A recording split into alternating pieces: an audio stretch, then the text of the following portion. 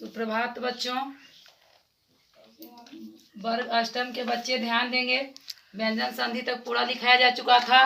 इसको fair copy में note कर लेंगे। साफ कॉपी में विसर्ग संधि के बारे में आप समझिए। विसर्ग संधि, विसर्ग संधि के भी नियम है स्वर व्यंजन की तरह। विसर्ग, सबसे पहले विसर्ग संधि की परिभाषा जानिए। विसर्ग के बाद स्वर या व्यंजन के आने पर विसर्ग के स्थान पर जो परिवर्तन या विकार उत्पन्न होता है उसे विसर्ग संधि कहते हैं। विसर्ग के बाद स्वर या व्यंजन के आने पर विसर्ग के स्थान पर जो परिवर्तन होता है उसे विसर्ग संधि कहते हैं। अब यहाँ देखिए इसके नियम। विसर्ग का तालव्य स, मूर्धन्य स, दंती स होना। देखिए विसर्ग कहाँ तालव्य स, मूर्धन्य स, दंती स होता है वो देखिए। यदि विसर्ग के पश्चात यानी विसर्ग के बाद च छ हो तो विसर्ग का तालव्य स ट ठ हो जाता। ठ हो तो मूर्धन्य स। देखिए यहाँ फिर यहाँ ध्यान से, विसर्ग का तालव्य स, मूर्धन्य स, दंत स होना। यदि विसर्ग के पश्चात, विसर्ग के बाद च छ हो तो विसर्ग का तालव्य स, त ठ हो तो मूर्धन्य स एवं त थ हो तो दंत स हो जाता है। जैसे निह जोड़ चल, तो निह जोड़ चल यहाँ हो गया तालव्य स निश्चल। निह जोड़ ठुर, यहाँ मूर्धन्य स हो गया निष्ठुर। नियम के अनुसार देखेंगे। दूसरा नियम, विसर्ग का ओ होना। विसर्ग देखिए अब कहाँ पर ओ होता है, तो विसर्ग से पहले यदि अ हो और बाद में किसी भी वर्ग का तीसरा, चौथा, पांचवा वर्ण या य, र, ल, व, ह आए तो विसर्ग के स्थान पर ओ हो जाता है। यहाँ ध्यान से देखेंगे, विसर्ग का ओ होना। विसर्ग कहाँ ओ होता है, तो विसर्ग से पहले यदि अ हो और बाद में किसी भी वर्ग का, किसी भी वर्ग समझते हैं कवर्ग से पवर्ग तक वर्ग माना जाता है, तो किसी भी वर्ग का तीसरा, चौथा और पांचवा वर्ण, तीसरा, चौथा, पांचवा, क ख तो ग हो गया, चौथा हो गया घ हो गया, और पांचवा जो नासिका से उच्चारण होता है वो वर्ण या य, र, ल, व, ह आए तो विसर्ग के स्थान पर क्या हो जाता है, ओ हो जाता है। जैसे देखिए मनः जोर रमा, तो देखिए मनः जोर रमा तो विसर्ग के स्थान पर क्या हो गया, ओ मनोरमा। मनः जोर रंजन, मनोरंजन। इसी तरह से बहुत सारे हैं। मनः जो रथ, मनोरथ, बहुत सारे उदाहरण हैं।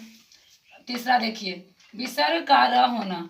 विसर्ग से पहले अ आ के अतिरिक्त, अ आ के अतिरिक्त का मतलब उससे और ज्यादा कोई अन्य स्वर हो और बाद में किसी भी वर्ग का तीसरा, चौथा, पांचवा अथवा य, र, ल, व, ह आए तो विसर्ग के स्थान पर र हो जाता है। फिर ध्यान से देखिए, विसर्ग का र होना। विसर्ग से पहले अ आ के अतिरिक्त, अ आ के अतिरिक्त कोई अन्य स्वर हो तो बाद में किसी भी वर्ग का तीसरा, चौथा, पांचवा अथवा य, र, ल, व, ह आए तो विसर्ग के स्थान पर र हो जाता है। जैसे निह जोर आशा, निराशा। निह जोर मल, निर्मल। यहाँ देखिए चौथा नियम, विसर्ग में कोई परिवर्तन न होना। ये सब में तो परिवर्तन हुआ, लेकिन इसके कुछ ऐसे व्यंजन हैं जिसमें परिवर्तन नहीं होता है, वो अपना मूल रूप में रहता है। यदि विसर्ग के पश्चात, विसर्ग के बाद तालव्य स, मूर्धन्य स, दंत स में से कोई एक व्यंजन आए तो विसर्ग में कोई भी विकार या परिवर्तन नहीं होता है। विसर्ग के बाद तालव्य स, मूर्धन्य स, दंती स में से कोई एक व्यंजन भी आ जाएगा तो इसमें परिवर्तन नहीं होगा। जैसे दु जोड़ शासन। देखिए दु जोड़ शासन में तालव्य स है, दुशासन, निह जोड़ संकोच, निसंकोच दंती स है। अब देखिए चौथा का दूसरा नियम, विसर्ग के बाद क, ख, प फ व्यंजनों के आने पर विसर्ग में कोई परिवर्तन नहीं होता है। विसर्ग के बाद, विसर्ग यहाँ देखिए रजह जोर कन है, विसर्ग के बाद क ख, क है यहाँ रजह जोड़ कन बराबर रजह कन, वही हो गया। चतुः जोड़ पद, पाद चतुःपाद, वही देखिए मूल इसका वही रूप रह गया। अब देखिए पांचवा नियम, विसर्ग का दीर्घ होना। विसर्ग का दीर्घ होना, विसर्ग जो है वो हटकर वहाँ दीर्घ यानी दीर्घई हो जाता है, दीर्घऊ हो जाता है। यदि विसर्ग के बाद र हो और उसके पूर्व यानी उसके पहले स्वर हर्ष हो तो हर्ष स्वर दीर्घ स्वर में परिवर्तित हो जाता है।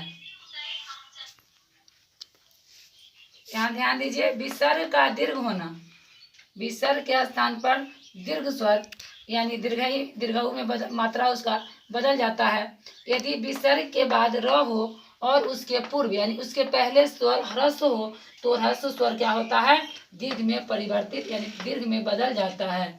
जैसे नि जो रोग निरोग। विसर्ग का छठा नियम लास्ट नियम है विसर्ग का लोप होना। अब विसर्ग देखिए कहीं कहीं लोप ये गायब हो जाता है, अपना स्थान को छोड़ देता है। विसर्ग का लोप होना है, यदि विसर्ग से पहले अ आ स्वर हो एवं बाद में कोई भिन्न स्वर आ जाए। विसर्ग के पहले अ आ कोई स्वर हो और बाद में कोई अलग स्वर आ जाए तो विसर्ग का लोप हो जाता है, यानी विसर्ग वहां से अपना स्थान छोड़ देता है। जैसे नि जोर रव नीरव, नि जो रस नीरस। जैसे अतः जोर एव अतएव, ततः जोर एव ततएव। यहाँ देखिए विसर्ग का लोप हो गया। अब संधि में इतना तक स्वर व्यंजन विसर्ग तीनों का परिभाषा, तीनों का नियम हो गया है। याद कर लेंगे और फिर कॉपी में नोट कर लेंगे। फिर आगे